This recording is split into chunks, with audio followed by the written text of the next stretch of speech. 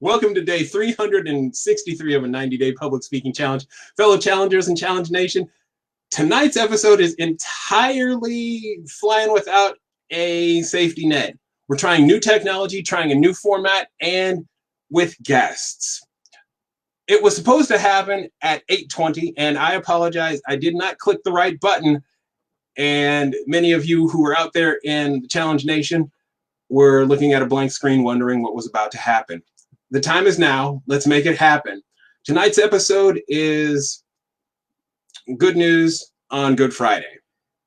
I have two guests with whom I have been longtime friends, and I will allow them to share their story. Challengers, we are in challenging times. Physical distancing is keeping us away from each other, and we are all seeking social connection. Social connection brings us together. Social connection creates a sense of intimacy. It creates a sense of community. It allows us to be neighborly without borders. So the story we're going to have transcends borders, and I am excited about the prospect that this is a step going forward. Without any further ado, fellow challengers and Challenge Nation, I present to you Miss Katie Gardner and Mr. Dean Heistad.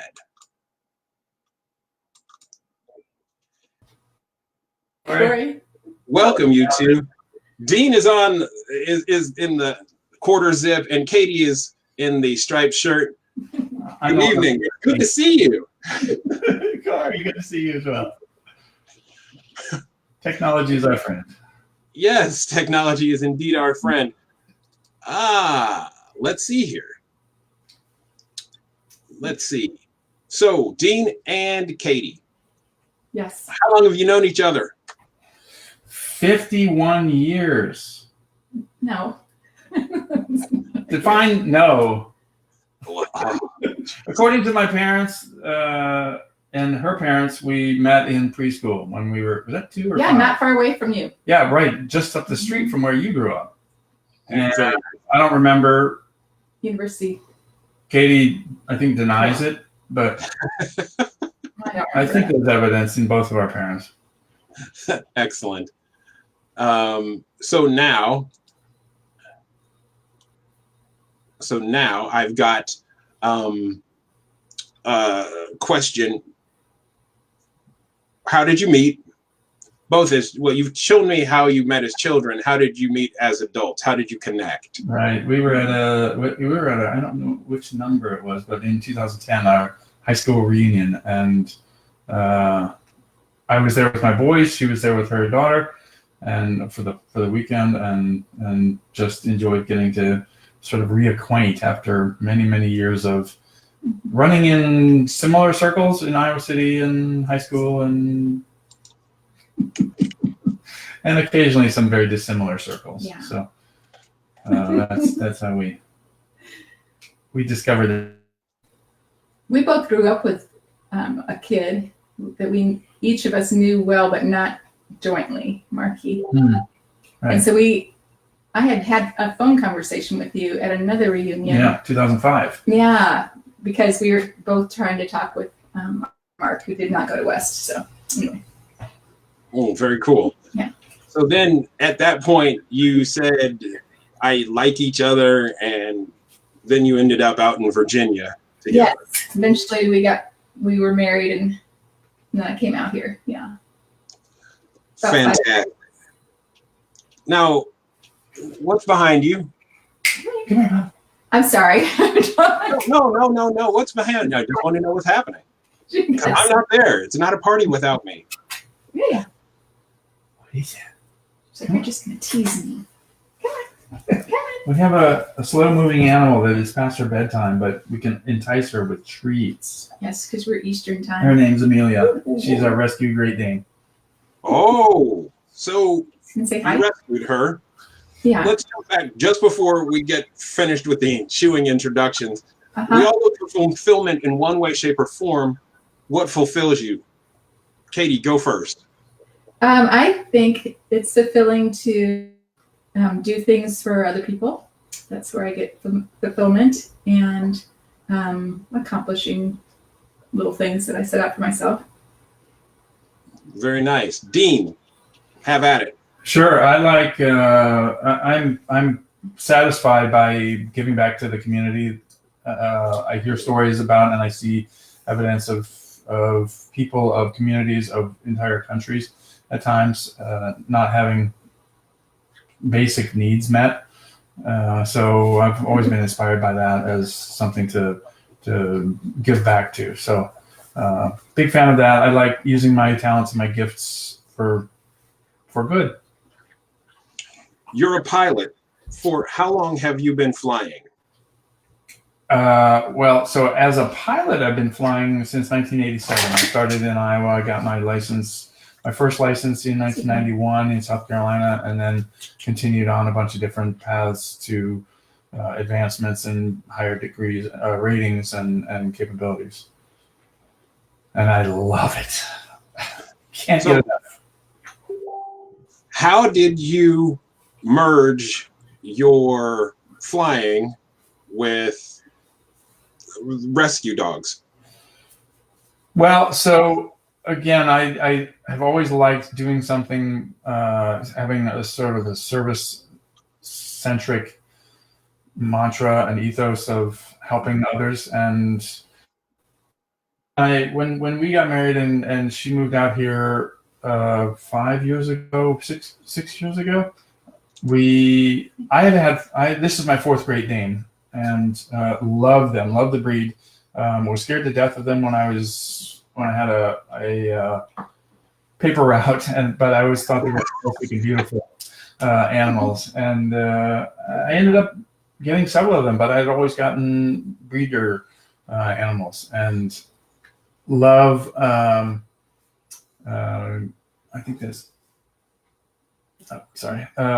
And so I always loved the breed, but Katie said we have to get a rescue dog, and I found her as a rescue in Southern Virginia who had been given up and not treated very well. She's not very friendly to other people. Right. She's pretty scared of other people, and she's pretty tentative even around other animals, but she's great around us, obviously, and tremendously tolerant of, people and at least us in our household. So she's a great animal. So we started looking at doing things for other animals and rescues, and found a group called Pilots and Paws who created boards and a communication channel and mechanism for pilots to use their skills for good, right? Their ability to fly around, and instead of just doing it selfishly, doing some good out of it. So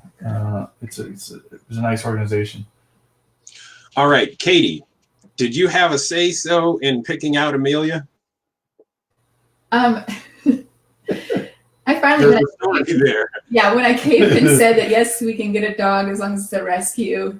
I was really hesitant to get such a big dog with big poo for quite many months, and then I think you told me that morning that we were going to go down and look at a Dane, and I said, we took our youngest son with us, and I said, you can't just look at a dog. I said, this is a stupid idea. This is a horrible idea, because we're going to go down and we're going to be hours and hours away from our house, and of course we're going to want to bring it home, and then we're done. I mean, we have a dog, even if it's a terrible dog. We're getting a dog today. That we were going to go down. Oops, what's that? So anyhow, we went down, and she's just beautiful. Shout out to Sarah Edwards and Mary Olive. Hello, I see you. Thank you for waving. Wow, wait a second. Just a second. Now, what is Amelia Air? Did I already ask you that? That was our trial. Yeah, so what is Amelia Air? Right, our technical preparations. So Amelia Air is a nonprofit organization that I founded a little less than a year ago. And I decided, because this other organization has very specific needs of traveling fairly short distances with a small number of And that doesn't fit the capabilities of my airplane and my ability to fly longer distances. So we decided to this organization that would allow us to raise money, charitable donations, and I could control the spend of it. So 100% of the donations go to rescuing the animals, and we transport large numbers of animals. My efficiency metric is $100 per animal, or I won't go. So we've traveled with one animal, and Amelia Air only put $100 towards that one. I've traveled and rescued 21 animals at times. I've done a trip with 18 animals. Most recently, for daylight savings time, we did a 10 animal trip with 2 cats, our first cats we'd ever done. So we get them from all over the place in the South and bring them to partner organizations in the northern states. With the idea of it being more efficient to have more animals at one time. So that's pretty much how Amelia Air got up off the ground? It is indeed how we took flight, as it were. Dad jokes, kids. I'm not going to run away from them. And don't apologize for them. I'm not. No. There was no apology in the dad joke. Outstanding. So talk to me about results. Dean, you mentioned that you'd rescued 100 plus, 105? 105 animals to date. Of that has been Amelia Air, but we started rescuing before we had started taking donations. So our goal is 250 animals a year, starting with 2020. COVID has really put a bit of a in that goal, but I'm still going to try to go for it. We managed to get, I think, 70 just last year, and we only were in business from September through December. So I think it's quite doable. It's going to be a stretch because of the pandemic, but pretty excited to try. There's a lot of animals out there that need it. Very good. That's a wonderful point. Dean, you carried the raw numbers on this one. Katie, I would like for you to tell a story. Just one. Okay. Did you say that we raised over $16,000 in donations and sponsors? Yeah, we're very grateful. Yes, extremely happy with our donors and sponsors. Very good. Good. So now, Katie. You wanted some stories, and I'm sure I did a much better job in the practice. I'm going to pull out now. But we, let's see. So what we end up doing, we get a little bit of, like the numbers, we might have some information, a pregnant female, and might possibly have a photo. If we have a few, like a week notice, we might have some photos and be able to tell kind of what we're going to encounter, but we don't have any backstory until we land somewhere. And whether we're meeting like a group of fosters or the wonderful PK Sykes out of Louisiana, who is she wears every hat there is in her parish and the next 3 parishes over. Like she's the sheriff. PK, you can come on live and tell me where I'm wrong, but she's the sheriff's, the animal control, like the deputy, the fire marshal. She's everything. And one story from earlier this spring, we went down to Louisiana and met her with, that was the 18 dogs time, I think. And one of the animals was named pregnant female. Her story was that PK had received a call late at night one night from a woman that she, from her area, who was driving past what they call a bayou. It sounds sort of like an aqueduct with a huge ravine. And she'd noticed this dog who looked in trouble. So she stopped, and then she noticed a puppy, and this woman was able to go down the edge of the bayou just enough to be able to grab the puppy, and the mom dog ran back to like this hole. And because it was so steep, this woman knew she couldn't do anything further. So she called up PK and said, this is going on, and it's I'm sure there are more dogs because the mom ran back. And so PK decided she couldn't go out at night and look for this animal, but she would get some equipment and go the next day by herself. And I don't know what she used, whether it was a backhoe or what, but she somehow got a rope and got herself down the bayou and was able to rescue what was 10 more animals. Yeah. And she did it that morning because she knew that there was a tremendous rainstorm occurring that afternoon and the bayou would fill and then that hole would be full and they would all drown. So she accomplished this tremendous rescue and then surrendered all those animals to probably, I think maybe she kept them. That was really not very long. Anyhow, so when we took those animals then, I think it was to Maryland. I can't remember which foster. Yeah. Gaithersburg, which one was it? Was it Canine Humane Network? Yeah, Canine Humane Network took those animals, and I think that like most of the puppies were already spoken for by the time they went into the foster on our end. So that was just a matter of hours. And so I don't know. Once they got the photos up on their site, puppies just go. But they were so many sweet adult dogs too, and that's the thing that does it for me. I absolutely fall in love with every animal. I think, oh, this is just something good we're doing, and these animals should move and so on. But once you meet them, you're just like, oh my God, you're so gorgeous and so sweet. And so, yeah. Dean touched with different animals. That's a wonderful story. Yeah. Oh, some are like tied up to trees and left, and they're just starving. But they were rescued. Yes, but they're rescued. Oh my God. Sorry. You touched on this a little bit, Dean. What is the current state of Amelia Air in this COVID-19 environment? Right, so it's difficult. We have decided to not fly any flights because we don't know how to maintain the social distancing necessary. Some of the challenges are, the animal's fur can attract and retain the virus, even though they may or may not be vulnerable to infection. Just the fact that their fur is a carrier of sorts. The cages that we put them in, the crates that we put them in, they can be handled by other people that could have virus on it.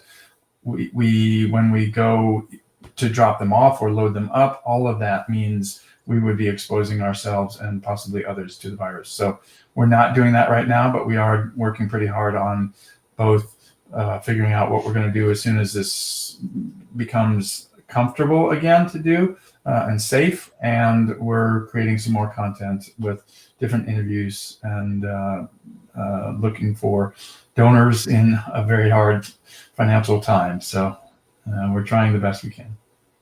So here's the ultimate question. What can our community, my fellow challengers and Challenge Nation, do to support Amelia Air? You each can answer that question, or you can put your heads together and answer it independently.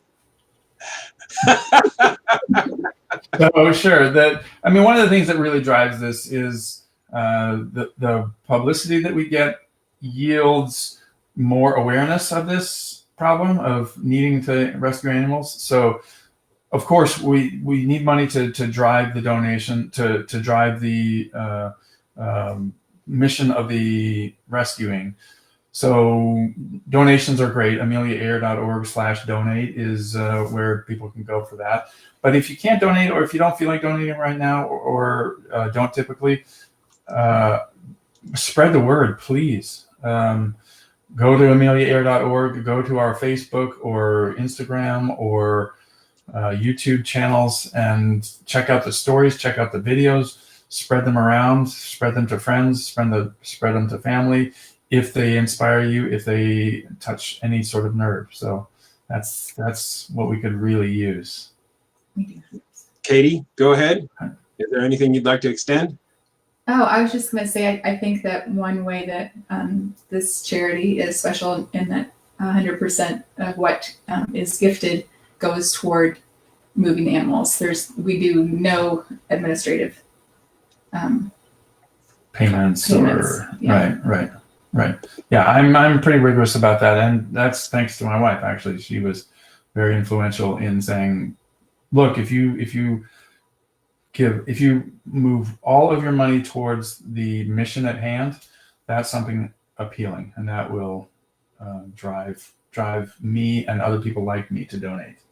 So that's what I decided to do. I pay out of my own pocket for administrative fees or for advertising on Facebook that I do, or the cameras that I use, or a lot of different things that I need to run the business. We have friends who want to do donate their cameras for the weekend or whatever. So what else? Okay. One last. This is, I guess, making the ultimate question, the penultimate question. What does an Amelia Air day look like from you waking up in Virginia, driving, and coming back to Virginia? So an Amelia Air rescue day starts days or weeks before in starting to plan the logistics and talking to the people at the rescues up north or the shelters down south and finding out if we can coordinate enough animals to be flown in one flight to make it as efficient as possible. So that takes days, and many times it'll take a week or 2 weeks at least. So there's a lot of logistics that happen in the beginning just to lead up to, and then I have to plan for certain things. I have to plan for weather. I have to plan for the the efficiency, the fuel costs, and the time of day and the weekend that I can actually take away from my family and my home obligations. And then on the day of the flight, I will typically get up really early. I always get excited / nervous about flying and really enjoy it. So I get up early. I'll start coordinating.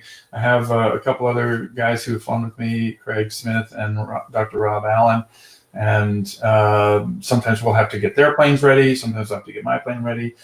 Sometimes I've had other co-pilots go with me. My wife Katie, of course, is gone, and folks from work have to take the seats. I've got 6 seats in the plane. I have to take 4 of them out to fit all the crates. Have to prepare the crates or decide if somebody's going to provide crates down there, and then fly down, meet them, coordinate on Facebook Messenger, on text messages, and organize and make sure everybody knows how to track the plane and know when we're going to get there. And when we do, I talk to them and interview, and then we have to start figuring out how to load up and pack all of the crates in, depending on how many animals we have, and then depart with the flight plan and back to Virginia or Maryland or New Jersey or Pennsylvania or Connecticut, places that we've gone to drop off animals. And sometimes 2 or 3 places in one route. Yep. Dropping off to multiple rescues to drop off their animals. And then, of course, it starts all over again. I mean, we drop off, we unload, we have to talk to the folks there and get some understanding of what their operation is like, so we can find some content and some similarities that we can broadcast. And then we go home really, really tired. It usually takes a full day. It's usually an 8 a.m., 7 a.m., 9 a.m.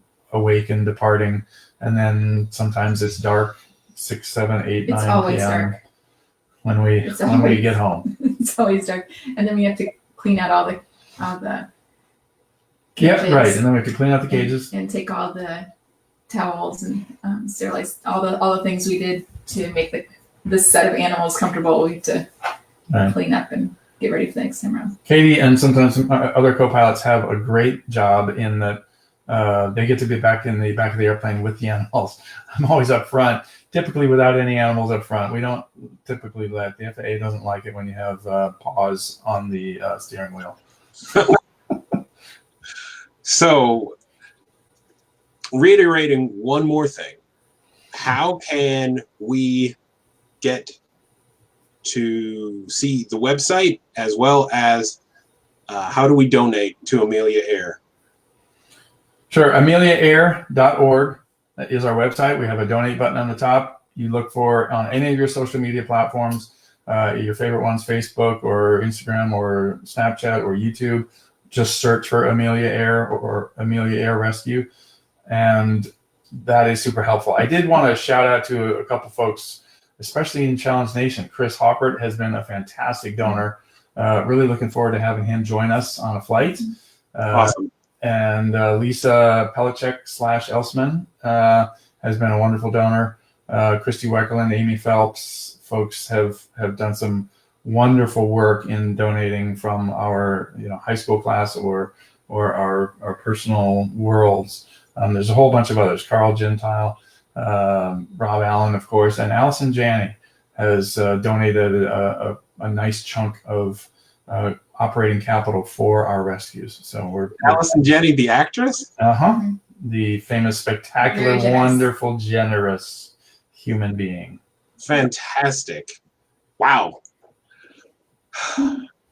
So I am thankful for both of you. I'm grateful for you. I am grateful for the good things that you have done on Good Friday. You honor me by being guests on my show. I hope that my Challenge Nation reaches out. Oh, another question. Jeez, I don't know why this happens. Is there anything like Amelia Air in the Midwest?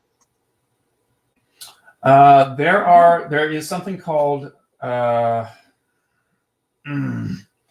forgot his name. This guy actually inspired me with his flying animals around, and he used to do it on the East Coast, and then he moved to Kansas, I believe, and he flies quite a bit around from Kansas. Cloud9 Rescue, and Ted Dupuis is the guy who owns a similar plane to mine and has done a wonderful job. He and I have talked about working together. We may do that sometime. I'm still trying to get my sea legs. I don't know what the metaphor is for airplanes, but yeah, he does a fantastic job. There's a group in Pennsylvania, in Pittsburgh, that does this as well. There are folks who do it, and then there are individuals. Yeah, so it's a wonderful thing for animals in need and in distress. Here's your last 30 seconds. Go ahead and say whatever you feel to the Challenge Nation. I don't know. Was it clear that these dogs or other animals would be killed if they aren't removed from the shelters? And that's not because of anything bad about the shelters at all. They're trying their hardest to save the most animals possible, but they are just overrun. And so without some individuals or groups contacting them and making it possible to move those animals into states or counties or cities where they do not have those laws or those practices enacted, they are just in huge numbers put to death. Yeah, I am super grateful for all the people that make this happen. I play one small part of transporting animals. There's a whole group of and a whole ecosystem in the states where they have euthanasia laws that say, I don't want to let these animals be euthanized. So we will take them out. We will foster them. We will figure out how to get them vetted. We will figure out how to, veterinarians will spay and neuter. They will do all sorts of shots and prep them and do this for low cost or free because they're going to be euthanized. And then there's transports that happen all the time with trucks, with cars, with buses. Even commercial airlines will do some of this, but and then the rescues up north that will foster and vet them and get the paperwork all organized, and then get them adopted and send them off and check in with the people who adopt. So it's a wonderful, wonderful ecosystem of people and human beings that do this work, and I am very pleased and grateful to be a part of it. Yeah. And thank you for letting us tell our story, Kory. Thank you very much for coming on. Fellow challengers and Challenge Nation, this is what happens when we set our eyes and ears out to find the stories, and when we open up our hearts to the good things that are happening around us. Day in, day out, these stories are there. I'm asking you to look and be aware. Be woke, if you will, and breathe in these stories.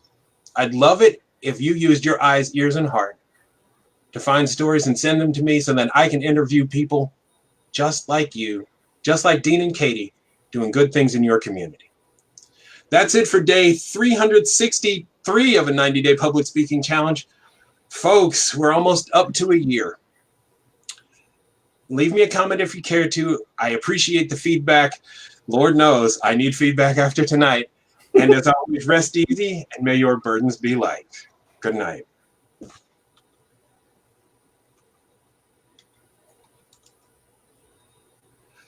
Wow, we stopped the stream. Bravo. It still says live. Ah, not on mine.